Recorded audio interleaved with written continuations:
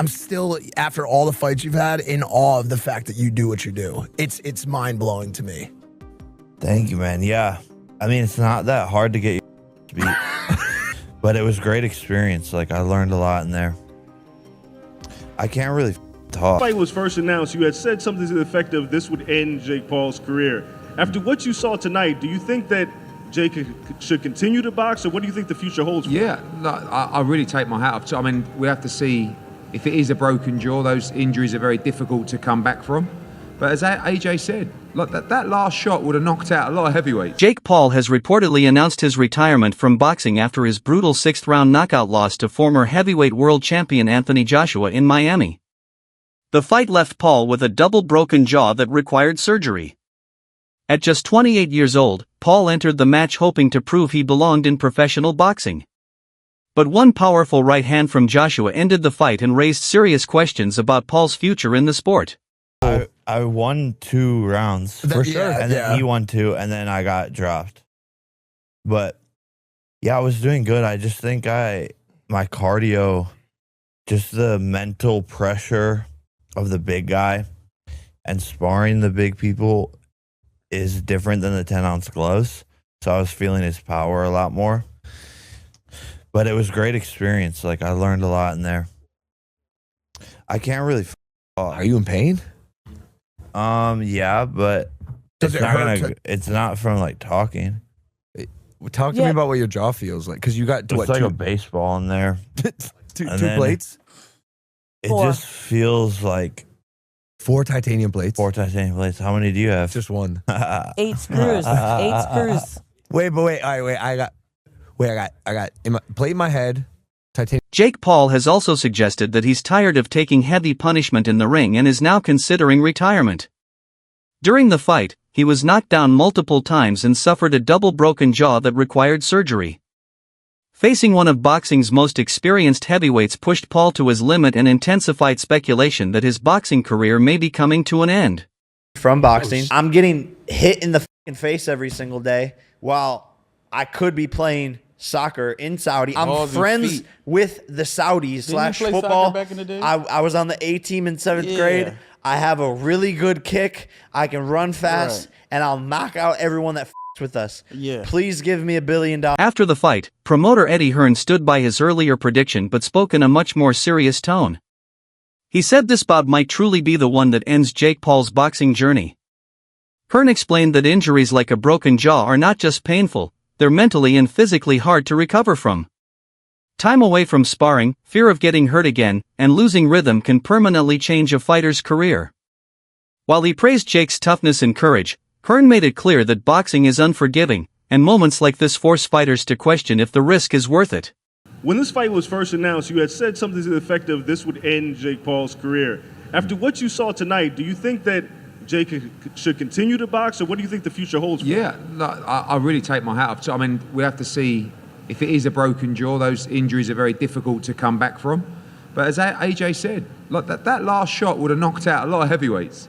And I know he went down heavy, but you know he was conscious on the floor.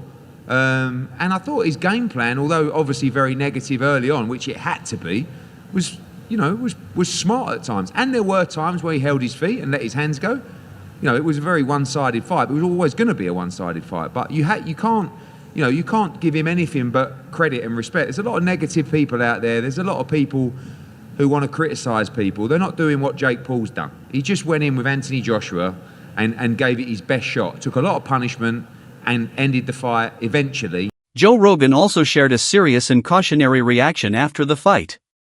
He urged Jake Paul to think carefully about the long-term damage that comes from taking punishment at this level.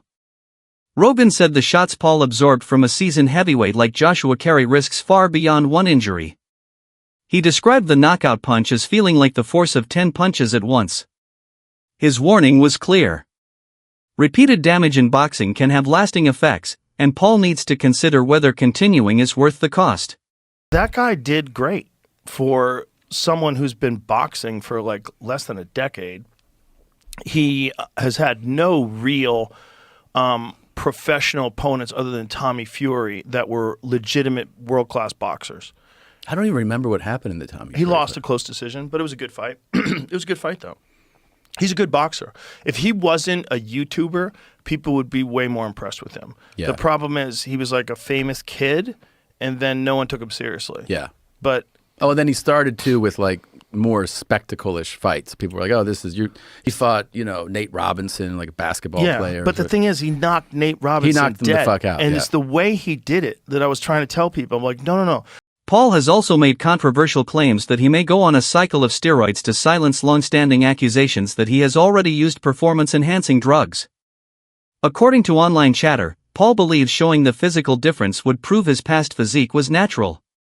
Critics say the claim sounds reckless, while supporters argue he's pushing back against years of rumors.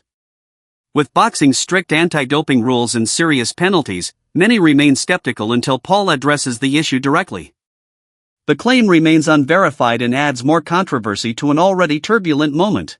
I snort that I'm a cokehead. My rebuttal to that was, I'll tell you what, you can test me randomly for the next 5 years for if I can test you randomly for performance enhancing the next 2 years. And I never got a response on that. This is why Jake Paul is on PEDs. Within this past year, Jake Paul has literally hit a second puberty and aged like 10 years. Furthermore, he has acne and his hairline is receding like crazy. And people like Jake Paul are going to the best skin doctors in the world and probably are taking hair loss products that aren't even approved for the rest of us. Now, I'm not saying that Jake Paul necessarily took a steroid to make him look bigger, but he's definitely taking something that allows him to recover faster. That way he's able to train more. UFC legend Anderson Silva publicly defended Jake Paul after the fight.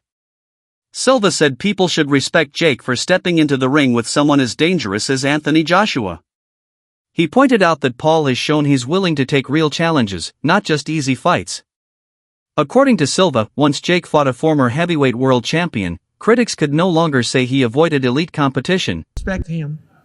I don't say that only because I'm fight here in a company, but it's because Jake, the people need to respect Jake,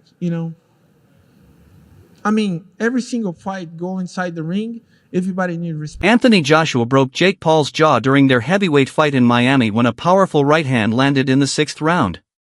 The punch caused a knockdown and led to a knockout finish. Paul's jaw was fractured in 2 places, an injury that was later confirmed by his own post. He was taken to the hospital where surgeons repaired the damage using titanium plates and removed several teeth.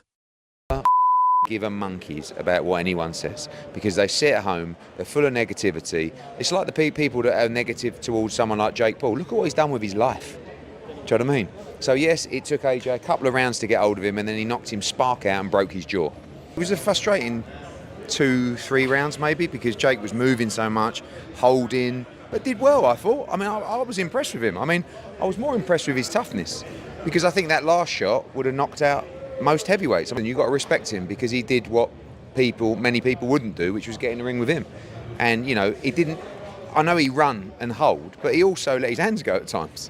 And he was in the firing line and, we got 6 good rounds in the end of actual work. Is that how you see it in the end? Yeah, I actually think it's a positive because, we could have gone in there and got it all over with 45 seconds. He's done an 8-week camp, and now he's done 6 rounds. He's got something to go back and work on with the team, and onwards. The brutal knockout also made it clear that the fight was real and not scripted, despite online speculation.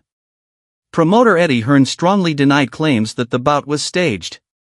He stressed that it was a fully sanctioned professional fight, regulated by boxing authorities and tied to legal betting markets, making any scripted outcome impossible.